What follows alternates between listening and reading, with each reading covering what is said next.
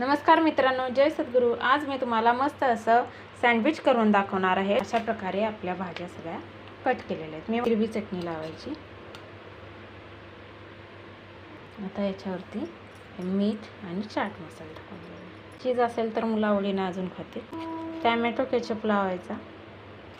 गोड, आंबट, तिखट सगळी टेस्ट मिळते। याच्यावरती असं बटर लावायचं। ही जी खालची बाजू होती जिला बटर नाही आहे तिला आता आपण मस्त बटर लावून घ्यायचं।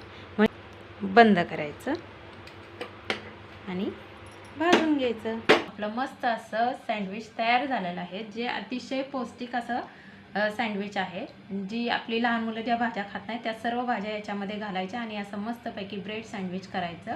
तर तुम्हालाही माझी ही रेसिपी आवडल्यास तुम्ही एकदा नक्की करून पहा आणि माझ्या चॅनलला लाईक आणि सबस्क्राईब करायला विसरू नका।